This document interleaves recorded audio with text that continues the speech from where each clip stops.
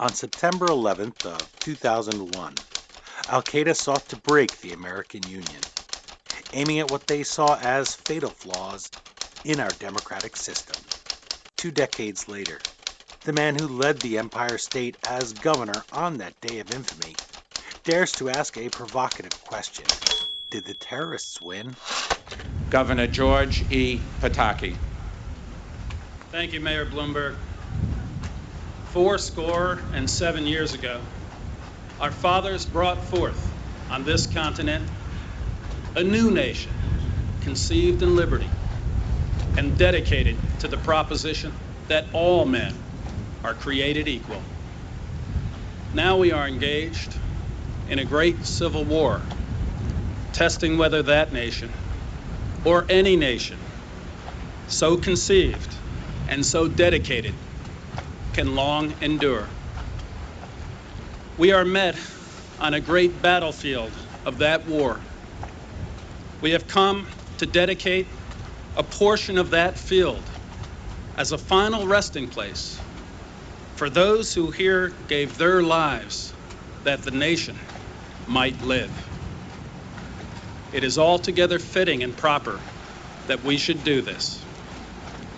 But in a larger sense, we cannot dedicate, we cannot consecrate, we cannot hallow this ground.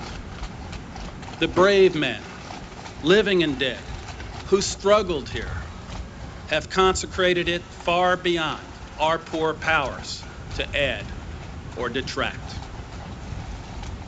The world will little note nor long remember what we say here, but it can never forget what they did here. It is for us, the living, rather to be dedicated here to the unfinished work which they who fought here have thus far so nobly advanced. It is rather for us to be here dedicated to the great task remaining before us, that from these honored dead, we take increased devotion to that cause for which they gave the last full measure of devotion. That we here highly resolve that these dead shall not have died in vain, that this nation, under God, shall have a new birth of freedom, and that government of the people, by the people, for the people, shall not perish from the earth.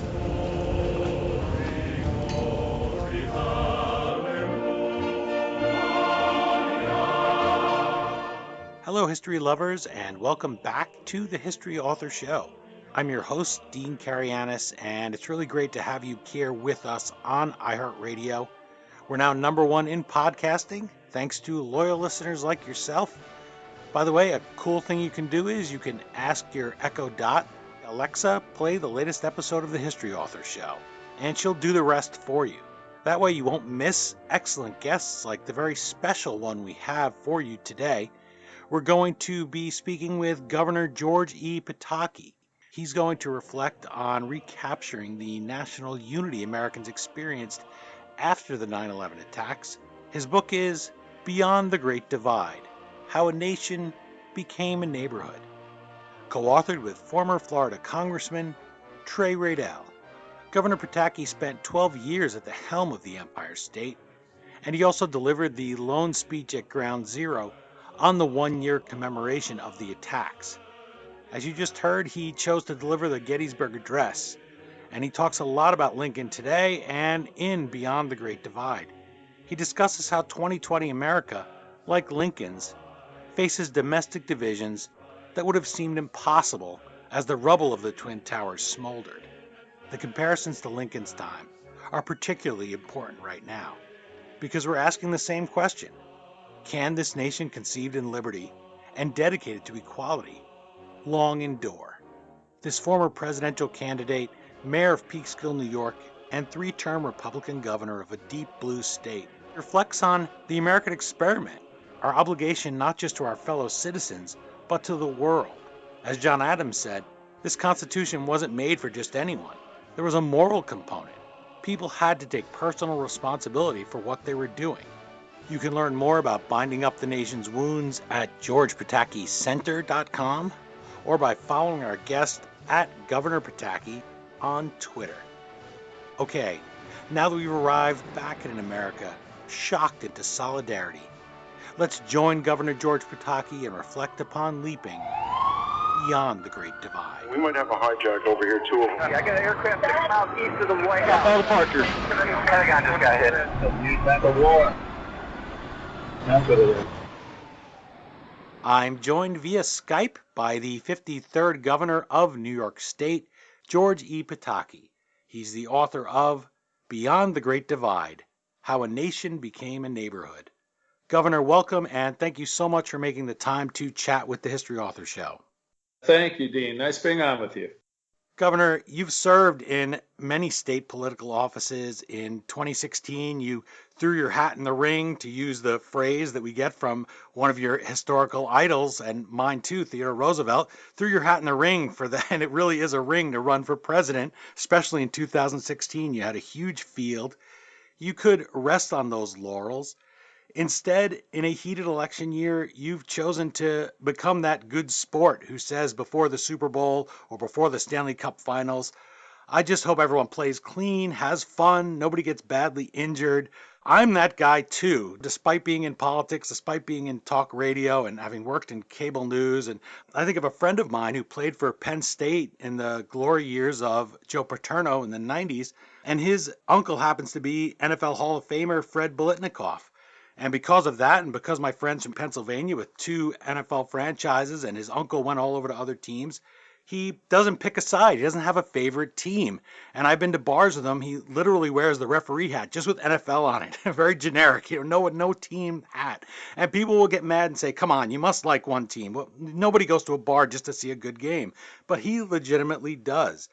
And I thought of that when I'm reading Beyond the Great Divide, because here you're a man who's stepping out of your comfort zone to give people a message that they're not always receptive to hearing, especially in the heat of a presidential election battle.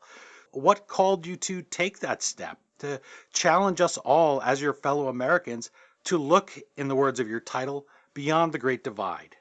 Well, Dean, thank you. There are basically 2 reasons why I wrote it. To begin with, your analogy comparing politics to sport is very accurate, and too many people, particularly in the media, treat it that way. But it's really not sport, it's life. And the decisions that our leaders make literally impact the lives of not just the hundreds of millions of people who live in this country, but the billions who live around the world. And these are critical decisions that shouldn't be based on choosing one side or the other, but made based on what's right for the people. And I felt the need to write that because after September 11th, that was how Americans reacted. Instead of coming apart because of these hideous attacks and the fact that America was subject to unthinkable terrorism, Americans came together and said, hey, we're proud of our freedom, we're proud of our country, and we're going to unite in the face of this horrible evil. And we've gone from having that sense of unity that I thought was one of the inspirational things that came out of those tragic days after September 11th to where we're the most divided in my lifetime and probably the most divided since the Civil War. And I don't think it's good for the country, and I don't think it's right for the country. I think we have so much more in common. We have so much more that we agree about. And yet there are those in the media, there are those in academia, there are those in politics who simply want to enhance that divide instead of trying to bring us together, as is necessary if we're going to succeed as a country. You talk about that burden that we have, that we carry as Americans, that obligation to think of not just the long term of our country, because this is the last best hope, in the words of Abraham Lincoln, but also because the world is counting on us, because as we go, the world certainly goes. As Ronald Reagan said, there's nowhere else to go. He was meeting some people who had escaped from communist Cuba back in his presidency, and somebody said in the group, how lucky we are that we forget as Americans. And this Cuban refugee said, no, you're not lucky. We were lucky. We had somewhere to escape to. And, my grandparents being Greek and having escaped from the Turkish genocide, they were able to come to America. If we lose this experiment and fail to keep America, then there is nowhere to go to. People say there's no planet B. Well, even on this planet, there aren't places that you can go without this shield of American law and military might to protect these liberties, because that is not the history of mankind, to have a country where you can't speak freely. We don't talk about that civic obligation anymore.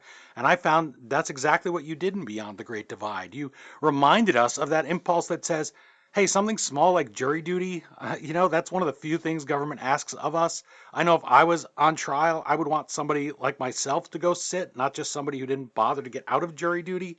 But there are other obligations that help us reach beyond the Great Divide, not just root for laundry, as Seinfeld puts it about sport. We're all in the same league, and you don't want to see somebody get hurt. You don't want to just cheer for the blood on the ice in the Stanley Cup Game 7. That's what we seem to want today, is blood on the ice.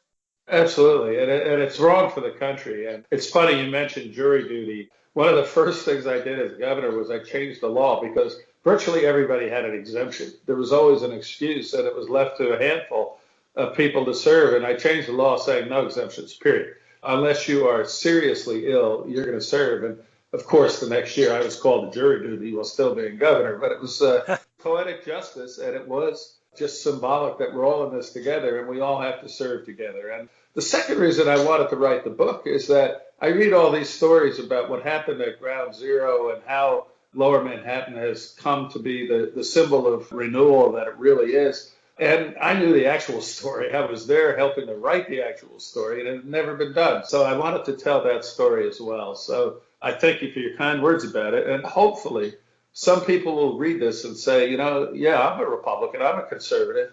But, we have to be willing to listen to those who don't agree with us. We're going to try to beat them in the election, but that doesn't mean we demean them during the course of a political campaign. And you see things like Nancy Pelosi, the horrible things she says about Republicans in the House, that we're our enemies. It's like they're evil people. And when that becomes the norm in politics, when you don't see people in a different party who may have a different philosophy on some issues as evil and not legitimate of being heard, then you lose the freedom. And I fear, not just in politics, but on our college campuses, that is too often the case today.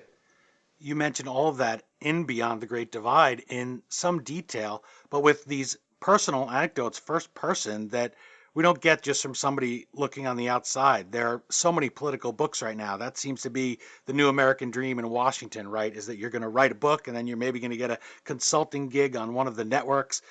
Yet as we watch the towers burn, I watched personally from the window of my Hoboken apartment. Even after the first tower fell and I could still see the second tower, and I thought, okay, there'll just be one tower for a while. Even after having seen one tower fall, I couldn't conceive of the fact that they would both go down and that they would be destroyed. I didn't have a show to do that day, so I wasn't in the city, fortunately. You can't just shelter in place. You happened to be in New York City that day. You had a duty to perform as a member of the government triad with Mayor Giuliani and President Bush. Describe for listeners where they'll find you on that morning of 9/11 when they pick up Beyond the Great Divide. Well, I talk about how I was in the city, which I'm usually not, that morning, and it was just a beautiful morning. And my daughter called me to turn on the TV when the first tower had been hit, and I was speaking with her when I watched the second plane hit, and at that point knew we were being attacked, and told her I had to get to work. And I spoke with Mayor Giuliani. I called President Bush in Florida and talked to him about the need to shut down the airspace, which he had already done. And then it was the only time in my 12 years as governor where I ignored my security detail. They said, okay, we have a helicopter ready. We're taking you to the emergency command center in Albany. And I thought for a minute, and I couldn't leave New York. Maybe it would have been the prudent thing to be in the command center, safe and with tremendous communication capability. But that was a time when I felt I had to be in the city to show the people of New York that for all the horrors we were facing, we weren't going to flee. We weren't going to be afraid. And so I went first to my office and then down to Lower Manhattan to help rally the forces and make the decisions, everything from activating the National Guard to closing the bridges and tunnels, numerous other decisions that had to be made relatively instantaneously to begin the emergency response and hopefully rescue some of those who were trapped in the rubble. It was such a chaotic time, too. I think it was the right decision. As President Bush said that day, I'm not going to let some tin horn terrorist keep me out of the White House. People want to see their leaders, they want to see you there. Yet you also have to balance that with the fact that you didn't want to be in the way. Minutes counted, seconds counted at that point. So you have to balance that. And that's the part of the book where it is very intense. You have a love of history. We've discussed that when we've met in person, TR in particular. You named your son, in fact, after Theodore Roosevelt, right? So you have a Teddy in the home. It must have been great being in the governor's mansion, knowing that he was there and all those great stories about one of TR's sons is sick and his other son brings up a horse in the elevator to visit and make him feel better. So much history there. And I imagine that when that hits, 9/11, you feel a little bit like Winston Churchill did when he says, I felt as if I was walking with destiny, and every step I had taken up to that point was to prepare me for this moment when he's prime minister in Great Britain's darkest hour. As readers will find in Beyond the Great Divide, your instinct on 9/11 was to comfort and unite. And you seem to me, reading the book and having watched you from New Jersey and seen your career, those were key skills at that time. What historical figures did you look to across those 99 days that Ground Zero smoldered to help you, to inspire you, to remind you that people had walked roads like this before and that you could be as they were? Oh, writing the book, the historical figure that I couldn't help but think about, I don't even mention it in the book all the time, was Abraham Lincoln, because he's the one with the brilliant comment, a house divided against itself cannot stand. And right now we are a house divided against ourselves. And as I was writing, and that was part of the inspiration for the title, Beyond the Great Divide, that we have to put our house back together. We can't be Republicans and Democrats, conservatives and liberals who dislike each other. We might disagree, but we can't do that. And I had studied, as you indicate, a lot of history. And one of the things, when you read history, some of the worst defeats and worst disasters are when the people in charge don't get along and act independently. And you find that in history over and over again. As I say in the book, that afternoon when Mayor Giuliani finally got out from under where his command center had been destroyed and we were talking on the phone, the most important decision I made in 12 years is that afternoon he set up a temporary command center with all its commissioners at a building downtown. And I thought for a minute and I said, I'll be right down. And I brought all my key commissioners and officials. And from the afternoon of September 11th, for literally months thereafter, we were all in the same room at the same table, the city on one side, the state officials on the other side. Later on, when FEMA came in, they were at the end of the table. So we never missed a beat. We had a coordinated response that was seamless among the city, state, and federal officials. And you compare that to Hurricane Katrina, and historically, some of the tragedies that occurred when there was either dislike or disunity among the leaders at that time. And I learned from that. Said, that's not going to happen here. We're not going to miss a beat. We owe it to New York and the American people to respond seamlessly. And we did. And I am proud of that. It's something that too often is not the case. So I tell that story in the book and a lot of others as well. And with the goal, very simple, Dean, the goal is very simple here. And that is for Americans to understand we have a common destiny. And there are solutions to the seemingly intractable issues that paralyze Washington today if we'd only put aside some of the extremist ideology, particularly now from the left and the Democratic Party, and look at what the American people want and not what the extremists or the media want. I actually offer some of those solutions in the book and hope that some people pick it up and actually try to encourage our political leaders to solve problems and not use them as political election campaign benefit. It's a tough message, and I think that as voters, we're the ones who have to demand it because it's those hard things, they like to call them red meat in politics, that get you donations. It's dividing people, right? Dan, and I apologize for interrupting you, but what you're saying is just so important. And you mentioned earlier how the big thing now is to write a political book. And those political books are all how this politician is awful, or Democrats are criminals, or Republicans are racists or something. And those are the best sellers because they appeal to the red meat, rabid followers. And, you sell 25,000 books, you've got a bestseller. And so you write this partisan polemic or this divisive treatise, and they sell lots of books because the people who are rabidly on your side just eat them up. But you try to offer solutions and create a more nuanced approach. And I'm a conservative. I'm a Republican. I'm conservative. I get hammered in New York about that all the time. But I'm also one who understands that the role of government is to solve problems. And sadly, we're not doing enough of that. You have a moment in the book, for instance, when Elliot Spitzer comes into your command center, I guess it is, and he's covered in not just the debris of Ground Zero, not just the dust, but these are human beings who have been turned to dust that are on him at the time, the Attorney General of the state, and you embrace him. And this guy's a Democrat. We know about his fall and his scandal, but there's no mention of that in that moment in hindsight or what have you. No mention of his politics, just that here's a fellow New Yorker and a human being who has been there. You could see on his face, you say, the horrors that he saw at Ground Zero. Something that Lincoln did so often was tell those stories and not respond to his enemies and have those great quips. And maybe it's something about being a tall fellow. You're a tall fellow as well, as Lincoln was. And giving people those messages and saying, when they call him two-faced, he says, well, if I had another face, do you think I would wear this one? And disarming people with just humor and not getting angry at them. You chose Lincoln's speech, his Gettysburg Address, for that first commemoration.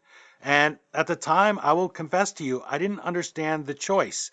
It wasn't the middle of a civil war. I didn't see the divisions that you were seeing from the inside, maybe just coming on the horizon with the Iraq War, and then later with Obamacare. These are two big things that you mentioned in Beyond the Great Divide. Why choose that speech from our Civil War rather than, say, something from Theodore Roosevelt, who faced terrorism in the form of anarchists back in his day? Well, I think when you look at American history, and one of the things I will never forgive President Obama for is that the 150th anniversary of the Battle of Gettysburg occurred while he was president, and there was virtually no commemoration. That battle was really the decisive point as to whether or not the United States would continue to exist as a union. It was the point where our existence, apart from the revolution, our existence was threatened in a way that it's never been threatened before or since. And his words after that were, to me, just so inspiring about the cause, standing up for our one nation so that this nation created, I actually know it when I start from the beginning of it. And it's so emotional and moving.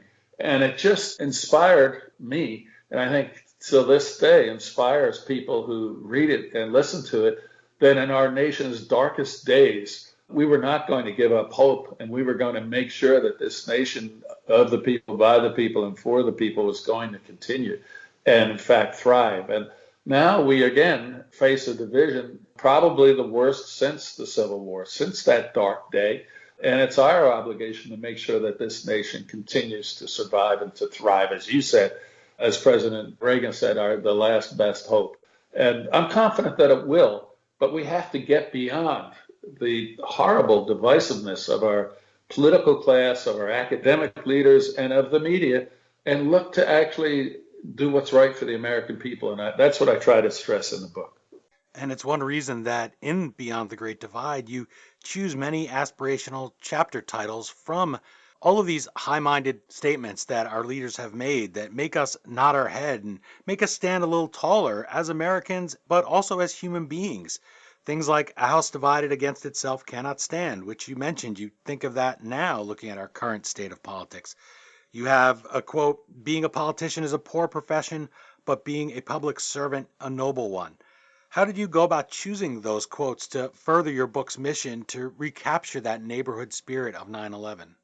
Well, Dean, you're right. That was the purpose. Look at the difference between a politician and a statesman. Look at the difference between a house divided and one with a sense of common purpose. And after September 11th, we had that sense of common purpose. We were all Americans. And my fondest goal is that we reclaim that and have, again, that sense that we're all in this together with a common destiny. So that was the source for those quotes that were consistent with that theme, which I think is just so important. And, there are real enemies out there. Yes. Communist China is no longer an economic threat. It becomes every day a greater military, strategic, existential threat.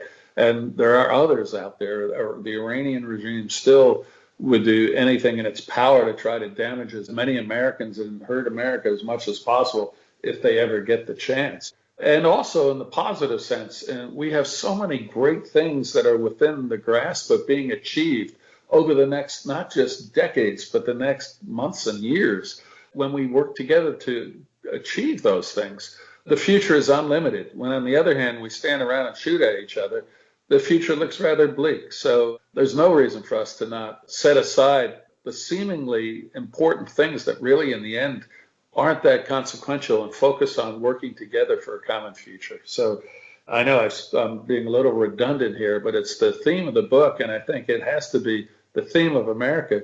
Certainly it's not going to be for the next 70 or 80 days, however many days it is till the election, but it should be once the election is over as to how we can come together and thrive as a country and as a people.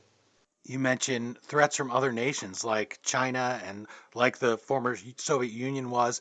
You could see when you look back that there was a general handing off of our foreign policy goals. Whereas you talk about the Iraq War, you call it the worst foreign policy decision in recent American history, but you also lament President Obama's decision to completely withdraw from the country, which opened the way for ISIS. To me, as I read that in Beyond the Great Divide, I thought phrases like politics stops at the water's edge seems as ancient today as Tippecanoe and Tyler 2, which is from the 1840 election.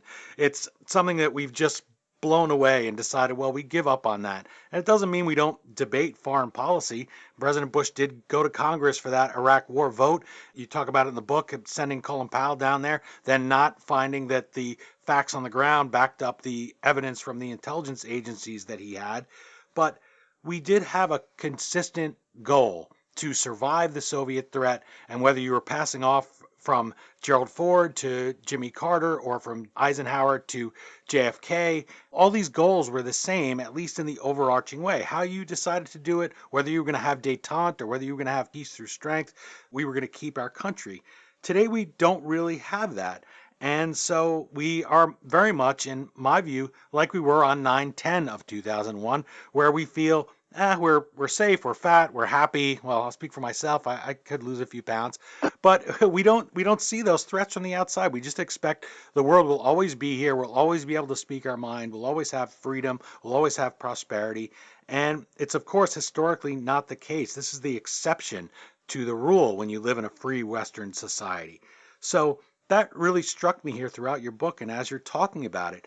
The word neighborhood, there's a reason that Fred Rogers had that. Yeah, there's a reason neighborhood is so important. Sesame Street, neighborhood. It's one of the first things we learn, how important your neighbors are, and not how important your party is. I wonder, how do we get that neighborhood to focus on these facts in your book that, hey, this is 9/10 every day in our lives, and there are threats out there, and they're coming for all of us. They're coming for you. They're coming for people in the other party who've been governor. They're coming for everybody in Congress. They were aiming that plane at probably the Capitol or the White House, right? They weren't aiming it at the RNC or DNC headquarters. So how do we get people to focus on that neighborhood threat? You know, it comes down to leadership, in my view, at every level, not just the president, but even at the local level. When you're running for office, if you're demonizing your opponents, then you're looking to divide us. You can win a political race, but you can't win the future if it's based on distrust and dislike of the other side. It has to be something where you actually offer solutions and then actually achieve those solutions. And I use the word neighborhood because when you think of your neighborhood, you know, it doesn't matter if your neighbor's house is painted a different color or if they drive a different type of car. You still understand that you're in it together, and if they need something, you're going to help them. If you need something, they're going to help you. And it's not that way now. You know, I listen with absolute despair, you know, Hillary Clinton saying, under no circumstances should Joe Biden ever concede. And what is she saying? She's saying to not trust the American electoral process, to not trust the outcome of the American people, to have a perpetual dispute over the outcome of an election, even before it's held. And that's something third world-like, coming from a former Secretary of State and someone who was very close to be president of the United States. And, you know, yes, we face external threats, but I forget this historian, and you, Dean, you probably know better than I, who said that America's not going to lose our freedom from without, we're going to lose it from our enemies within. And when you look at the rise of totalitarianism on the left in this country, and I say that explicitly, when you look at Antifa, which are radical, violent anarchists who remind me of the street gangs in Germany in the 30s trying to do one thing, and that is intimidate people with a different viewpoint and intimidate our society. We have to uphold the rule of law. And I fear that there are many now on the left in this country, a small minority to be sure, but those who are amplified by intolerance and the basic shouting down of conservative thinkers on campuses and the same thing in the media, that our freedom, yes, we face China and Iran and other external threats, but we face an internal threat to our ability to be able to express our viewpoints freely. That, to me, is the greatest threat right now to our freedom. And we have to stand up to that and marginalize that, I think. That remark that you mentioned about us not being conquered from the outside, it often shows up as a cobbled together quote, not exactly what Abraham Lincoln said. That was his Lyceum address in 1838, where he talks about all the armies of the world together couldn't take a drink from the Ohio River if we made up our minds to stop them, but it could happen if we fall from within. And he's even back then seeing the threats of the Civil War. You mentioned Reagan and Lincoln.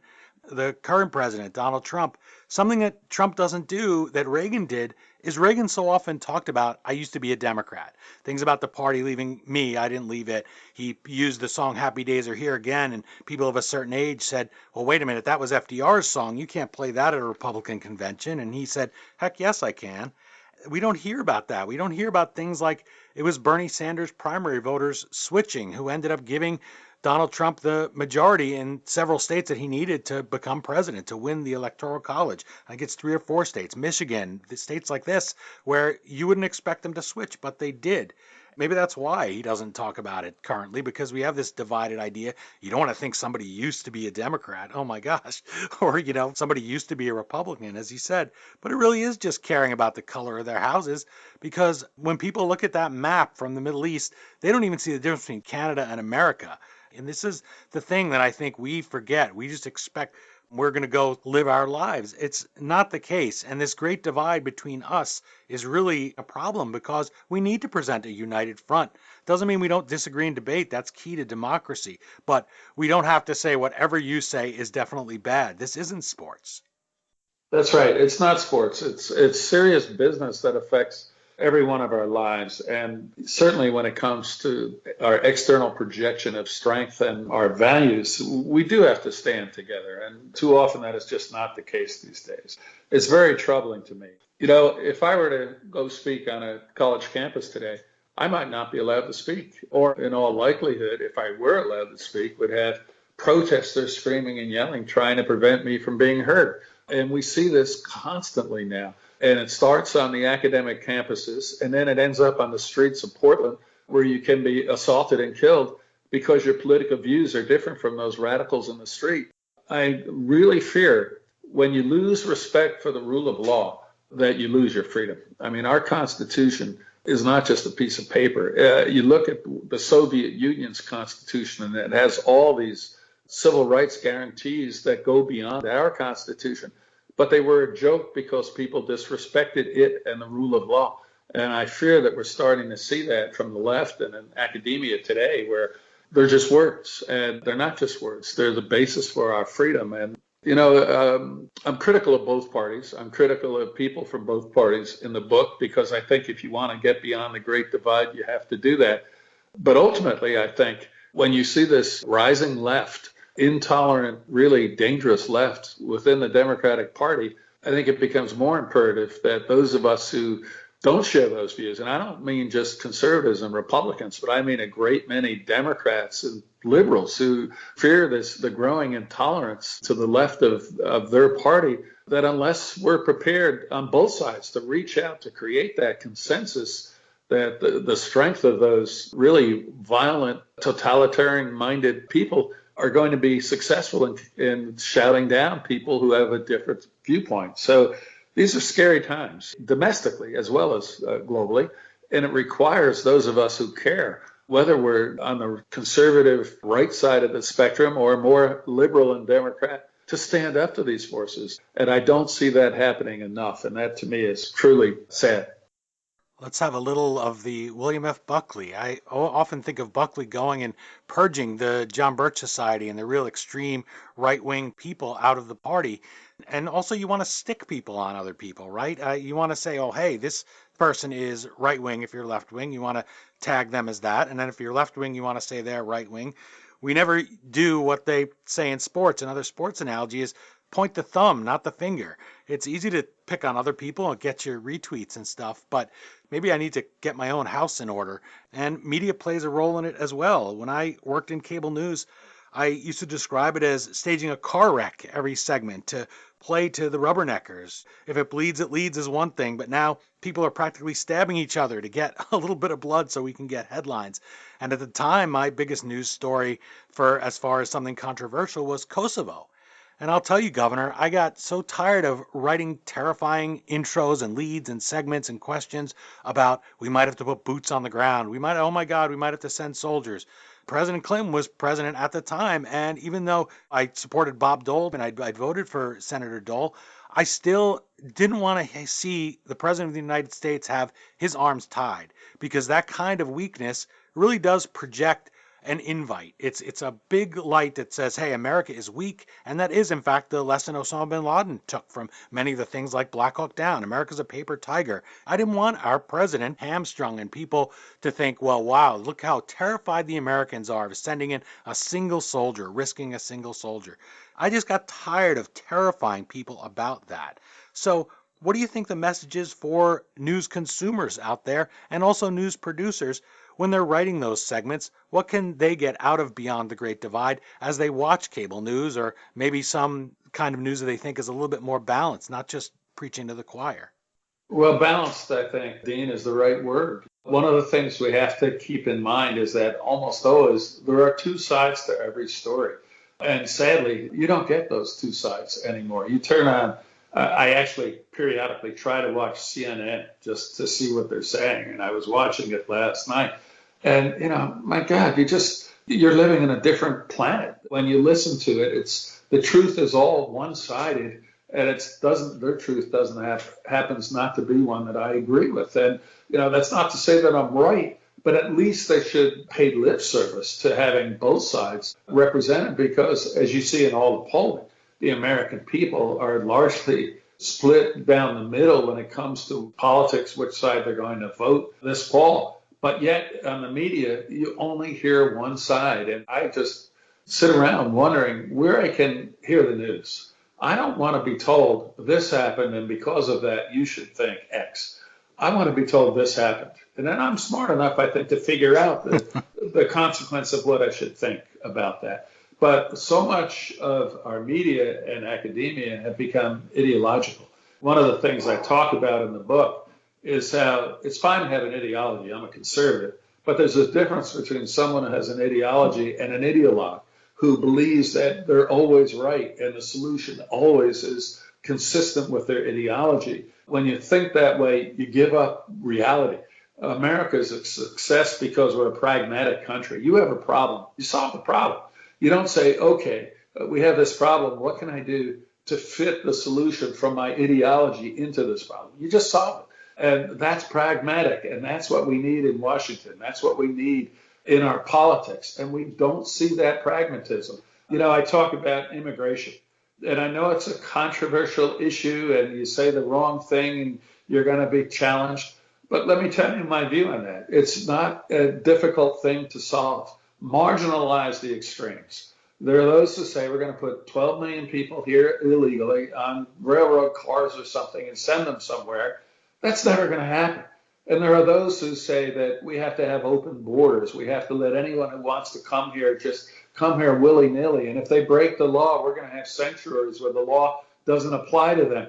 That the American people don't want either. And that would be a way to destroy our country. But there are solutions like telling the people who are here illegally, but who have obeyed the law since they got here, that you broke the law.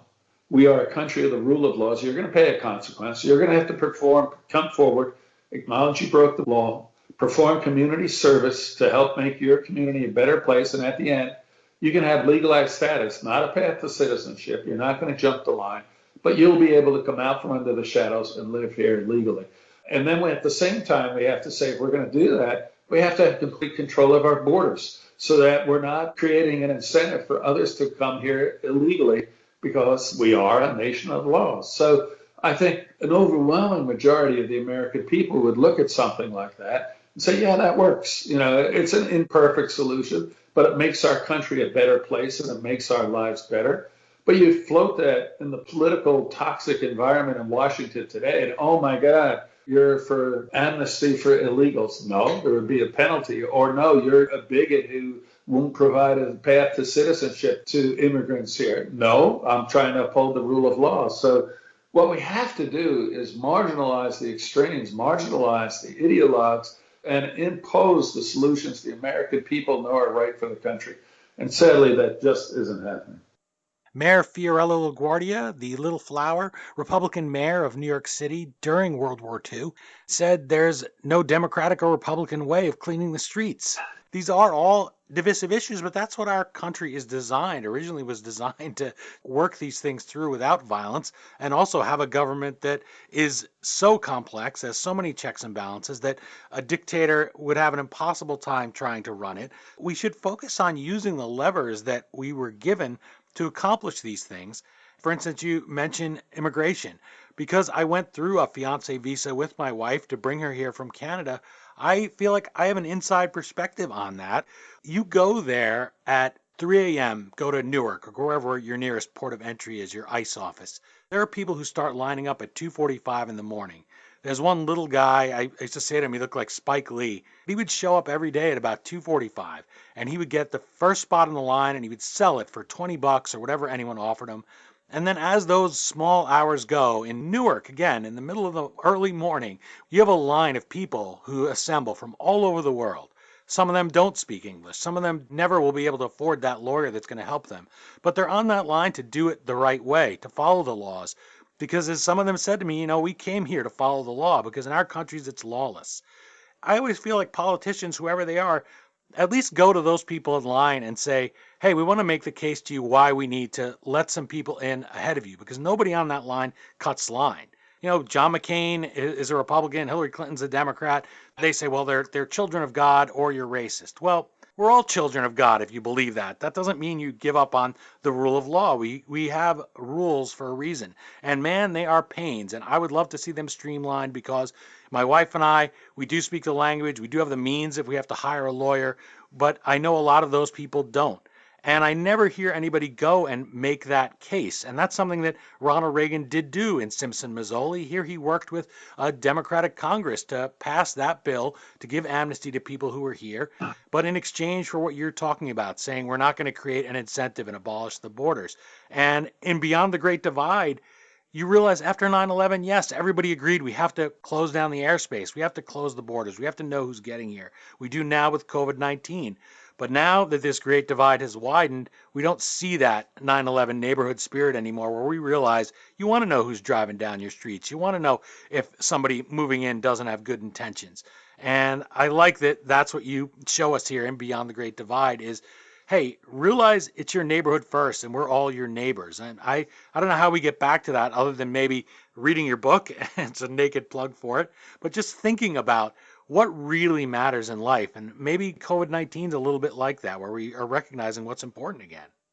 The sad thing is we're so polarized that even the COVID-19 response, it seems that, whether or not you're reopening or shutting things down is based on politics. The analysis, oh my God, isn't what happening in Florida is awful because they're too open, is political. The question of treatment or a vaccine becomes political. And this just points out the hideous nature of the divisive politics and the divisive media that dominates us culturally today. I mean, if ever since September 11th, there was something that should have brought us together and said, okay, we're going to look at this rationally. What works? What doesn't work? What can we do better? It just isn't the case. Even with something as catastrophic as this, we are such a strong country. And we are such a strong people that we're getting beyond this. And I'm very hopeful that we have this new 15-minute testing protocol now. And hopefully this fall we'll have a vaccine and this will be behind us. But it should be a lesson as to how not to do things, that you have to communicate. You have to let science determine the best course. And we're just so not we, not the American people, but our leadership and what you see in the media is just so divisive that it's hard for the American people to understand what is right and what is being argued for a political purpose. You know, I used to read, I don't mean to be critical of one particular outlet, but I used to read the New York Times diligently. I no longer can read it. Every single front page article has a political agenda. It's not aimed at informing the American people of the news of the moment. It's aimed at tilting that news towards a political goal. And we have to get beyond that. It's not what the American people want. And one of the points I make in Beyond the Great Divide is that our political leadership is not the same as their views are not the same as what the American people are thinking. The American people know there are solutions and want those solutions. Too often our political leadership want problems that they can point to and blame the other side in an election. And this has just got to stop. And ultimately it comes down to leadership. It comes down to people saying enough with this. We cannot tolerate this anymore. We need to work together as Americans, you know, and set aside the petty differences, not the big debates over important issues, but the petty differences that now just seem to divide us in a way that prevents us from even having a civil conversation. You're enjoying my conversation with the 53rd governor of New York State, three-termer George Pataki. He's here to discuss his book, Beyond the Great Divide, How a Nation Became a Neighborhood. For more, you can visit GeorgePatakiCenter.com, and you can find him at Governor Pataki on Twitter. David Petrucia, who I interviewed about his books TR's Last War, 1920, The Year of Six Presidents, and Rothstein, served as a public information officer in your administration. And when I asked him to reflect on Beyond the Great Divide, he said one thing that always intrigued him about you is that each step along the way, mayor, assemblyman, senator, governor, you got there by knocking off an incumbent. And that's not something that's easy to do even once, he pointed out. Governor, to achieve those upsets, you had to get voters to switch. You had to get them to change their mind about the guy they'd voted for last time and to vote for you. How do you apply those skills after 9/11, and how can they help reassemble our national neighborhood today? Well, he's right that I did run against an incumbent every time I ran for a different office. And it was for the same reason. It was basically frustration that people love having a political title. But the question is, do they want to do the job? And are they doing the job in the right way? And that's what I would always ask myself. I didn't feel compelled to run unless the person who held the office just wasn't doing, in my view, the right thing for the people they were representing. And that's the case you have to make. You know, we can do better than this. Yes, we have this current structure, but we can do better. And then point out how we can do better. And now that's not the case. It's more like, how can we burn down the existing structure and rebuild it? And I don't mean I fear, Dean, that I might be coming across as pessimistic here, and I'm really not. I'm a great believer, as I say probably too often in the book. I'm an optimist who believes in America and believes in the people and the future of this country. But we have to do better. It's as simple as that. And when you have people in power who aren't doing the job, that doesn't mean the alternative is always a better choice. You have to look and see if, in fact, they can do better. You know, what America has always been about is not being satisfied. You know, we always had that next frontier to conquer. We always had that next technology to develop, whether it was the frontier of the West or creating a country from sea to shining sea or going into outer space or now having unlimited clean energy or medicine that's going to allow us to continue to expand healthy lifespans enormously. All these things are things that America is great about. America and Americans are great about dreaming big and then working hard practically to accomplish those dreams. I don't see that in Washington today. I don't see that in our media today. I don't see the inspiration. You know, that you look back and as a historian, Dean, you remember Ronald Reagan's shining city on a hill. What he was basically saying is that, yeah, America's great, but we can make this country even greater and make it that shining city on a hill. And today, it's more like, forget about making something that is already a wonderful place better. it's tearing it down. And I just have always rejected that. You change not by tearing down the existing order, but by improving and building a better order. And I fear in our politics today, particularly among those on the far left, it's not about building a better future. It's about tearing down a system that, for all its imperfections, has been the best the world has ever seen, in my view. And this kind of fanaticism that we see across the spectrum, it's something you write about in Beyond the Great Divide. You say, for many, politics has replaced religion. And that really struck home with me. I think that's why we see so much politics, for example, at funerals now. We used to see a coming together of people when somebody passed away.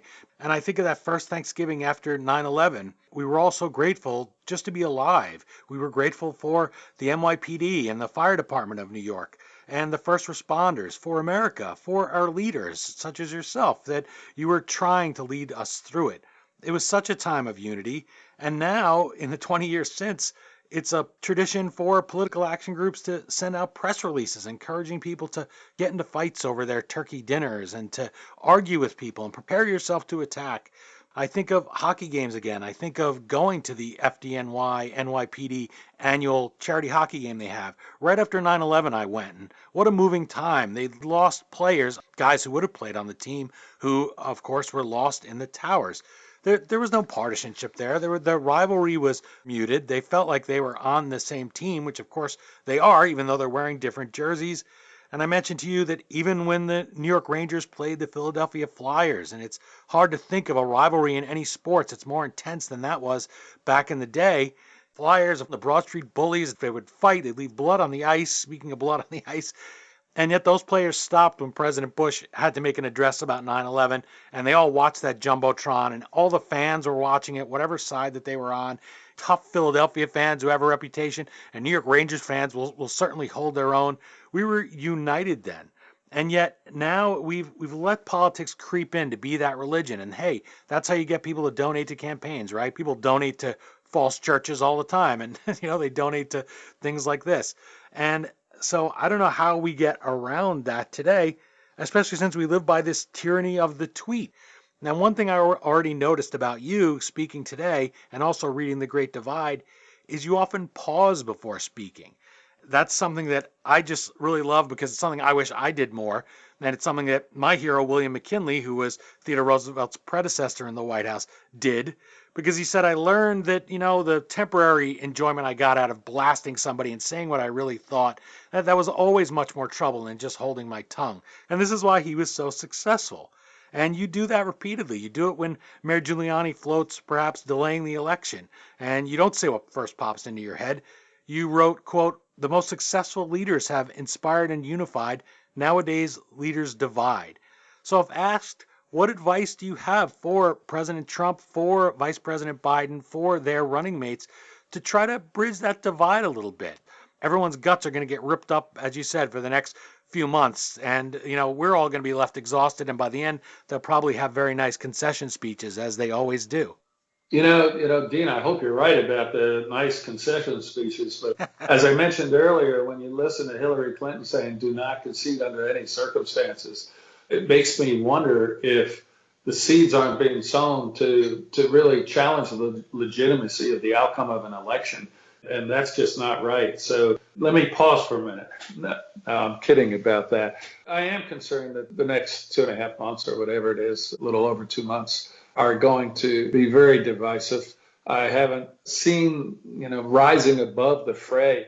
You mentioned Reagan, how he could always talk about his history as a Democrat and his appeal beyond a partisanship. And you just don't see that from either Biden or from Trump today. President Trump, to me, when he gets in his Twitter feuds, particularly when he got in the feuds during the COVID briefings with reporters, he has to remember he's the president of the United States. And these people are not worthy of a response, let alone getting involved in a negative dialogue with you. Just ignore them. And sadly, there is no pause on the Twitter button, it seems, at the president's level. But on the other hand, then you have Joe Biden, who in his great speech finally condemning violence that has been going on in Democratic cities for over a month, can't find it to mention it in that speech Antifa or radical leftists who are the ones who are actually attacking federal buildings and attacking police headquarters and attacking elected officials' homes. And you just wonder how he could be trapped in such a narrow-minded view, or whether it's just political advisors telling him, you can't attack leftist radicals who are engaging in this violence because it might affect your votes. And if that's the way you look at leading our country, it's kind of scary. You need a leadership that just says what's right for the American people. And you have to be aware of the political consequences. You want to win the election, but not at the expense of selling your soul out to extremists who engage in violence. As I said, I'm an optimist. I'm not optimistic about the nature of the rhetoric we're going to see over the next 2 months, but I am hopeful that once this election is over, people can say, okay, it's time. We have to stop the nonsense and understand that we're all in this together, that we are one nation, that a house divided against itself cannot stand. And let's give whoever is there the chance to succeed. We look at the world and we see things like the mayor. I mean, the mayor and the governor are of the same party as you were at the time. You were also a Republican, so was Mayor Giuliani, and you found a way to work together. Today I see things like Bill de Blasio, the mayor of New York City. He's seeing people leave and he's saying, well, I don't care. But I'm literally saying this, so other people will replace them. You face the challenge when you're governor of keeping American Express in the city, because you can't just get somebody to replace American Express. That's the only American Express that there is. And if they left, you say you feared there would be a domino effect. Everyone's going to start fleeing the city. They would have given them the okay. Instead, we have a mayor who says, well, if people want to leave, we'll replace them. I think it's so damaging to the city. And also saying, well, I don't care about restaurants opening because apparently only rich people eat at restaurants. You have to be well-to-do to eat at a restaurant. It's a very optional activity, he said, which some people do a lot who have the resources and others can't do it all because they don't have the resources. Now, the inner Greek in me is so bugged by that, because if it wasn't for restaurants, when my grandfathers came here from Greece, one of them slept in the booth in exchange for sweeping the floors. That was his path to citizenship. His road to opportunity was the restaurant. He wasn't a rich man. He lost everything. He just escaped a genocide. He didn't have anything but the clothes on his back, maybe a couple souvlaki in his pocket. So I wonder what you would like to see today to these governors and these mayors who really are just playing to that base. You mentioned Vice President Biden. Now, he has tried at times to say, well, I work with Republicans. I like them. And, oh, my gosh, it was the worst thing he could say in his party's primary. What are you doing working with Republicans? How dare you say you're friends with Republicans? We don't want to hear that out of you. I know maybe that's part of the reason you wrote Beyond the Great Divide, but what do you hope to see the governor and the mayor of New York, the state and city, do to follow the path to really a rapid rebound that you and Mayor Giuliani and President Bush followed after 9/11? Well, the first thing I'd like to see is them talking. It's just ridiculous where the mayor will say we're going to do one thing and the governor will say the exact opposite at a time of crisis in relationship to the COVID-19 spike that was horrible in New York. They couldn't even work together through that, and it was just extremely discouraging. And now they're still at cross purposes. The mayor's comments about restaurants, there are over 200,000 people who work in the restaurant industry in New York City. And the vast majority of them, many of them are immigrants. Many of them, the vast majority, are low-income people working in the dish preparation and dishwashing and everything else. It's just the absurdity of the class hatred from the left. And the mayor is essentially a Marxist that, because rich people can eat in restaurants more, we don't need indoor dining. Forget about the 200,000 people who are going to lose their jobs. It is just despicable. And, I fear for the future of New York for the first time. And I know there's the Jerry Seinfeld debate with someone else, and New York always comes back, and New York will come back. But this is going to be the hardest for it to come back from, because you don't only have the economic shutdown, you have the homeless crisis of mentally ill homeless roaming the streets and threatening people. You have crime with changes in the laws in Albany, letting violent criminals out on the street time and time again, and crime increasing enormously. You have the aftermath of COVID where people aren't going to want to ride the subways. And you have the new phenomena of working remotely, where you don't have to be in an office. You don't have to be concentrated in one 65-story office building. You can work from home and maybe go into the office periodically if you have a meeting. So I think New York is facing enormous challenges, and I think it's facing it with the wrong leadership. And as you said, with de Blasio saying, well, go ahead and leave, we'll find somebody else. 40% of New York's income taxes are paid by 1% of the population. And New York's taxes are way too high.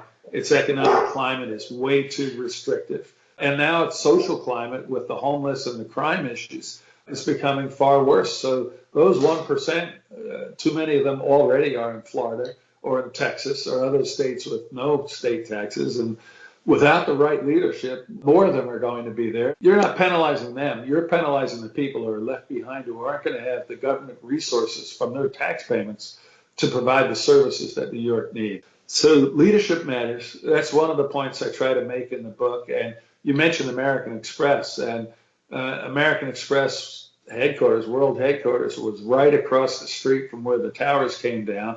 Their offices were damaged, so they couldn't be used, and their board wanted to flee Lower Manhattan. And I worked with the leader, the head of American Express at the time, Ken Chenault, and Ken just simply said, I don't want the terrorists to win. I don't want to move.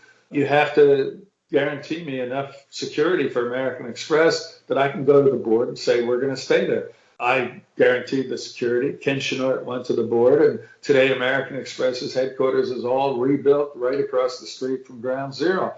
And it was one of the keys to preventing Lower Manhattan becoming a ghost town after September 11th. So you have to solve problems. You have to have leadership that understands that it's not about your leftist ideology and let the rich eat at home or high-income earners move to Florida. It's about us as a society succeeding together. And that means working on behalf of everyone and seeing the big picture.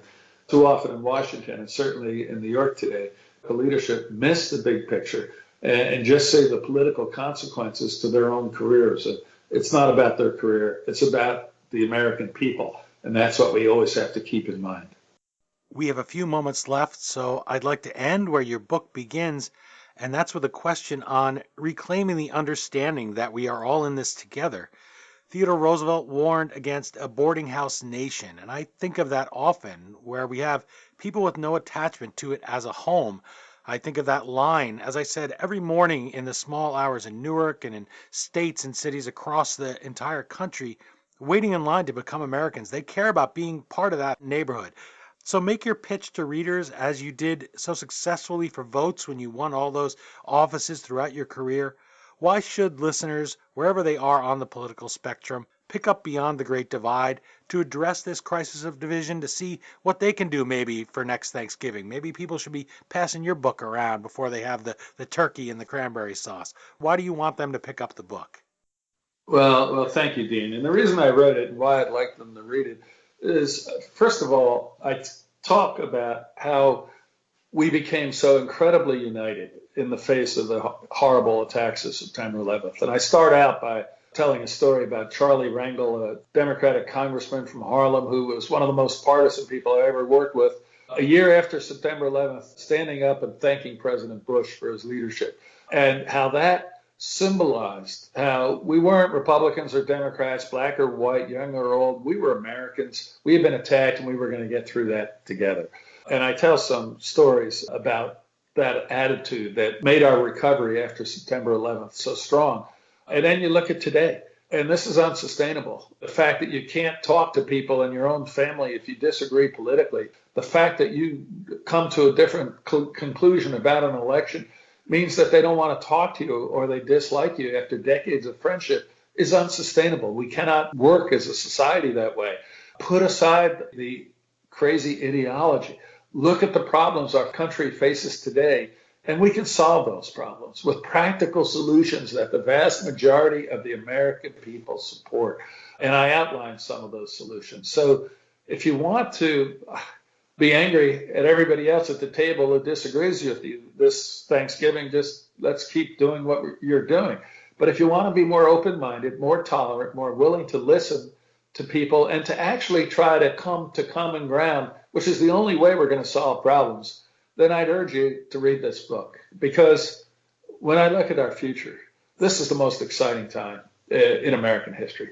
We are going to have, within a matter of years, unlimited clean energy. We're going to have medical protocols and preventive devices and treatments where we'll look back at Alzheimer's as something that is a thing of the past. We're going to have more opportunity for economic growth in this country as we develop new technologies and resources. Be optimistic, not pessimistic. Look for solutions, not political advantage.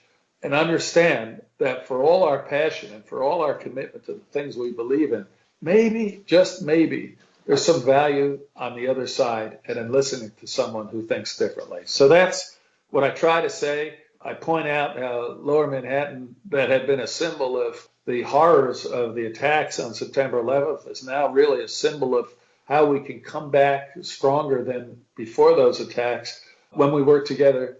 And I'm confident that we as a country can come back stronger from this great divide and again, understand that we're all part of one neighborhood, of one America. Well, Governor George E. Pataki, author of Beyond the Great Divide, I really hope listeners will pick up the book, maybe consider gifting a copy to somebody who's across that great divide. Toss them a copy of the book Across the Nation's Ideological Chasm.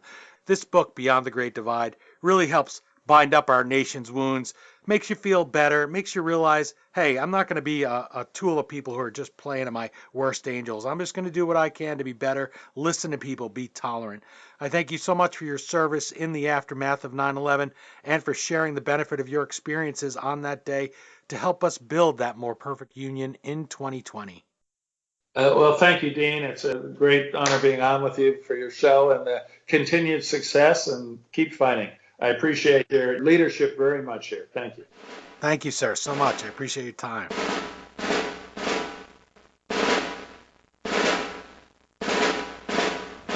No words cried out so fully from the broken heart of our nation as those of a poem called The Names. It was written by the United States Poet Laureate, Billy Collins. He wrote it a year after the attacks and dedicated it simply to those who died and to their survivors. Its last verse reads as follows: Names etched on the head of a pin, one name spanning a bridge, another undergoing a tunnel, a blue name needled into the skin, names of citizens, mothers and fathers, the bright-eyed daughter, the quick son. Alphabet of names in a green field, names in the small tracks of birds, names lifted from a hat or balanced on the tip of the tongue, names wheeled in the dim warehouse of memory. So many names, there is barely room on the walls of the heart.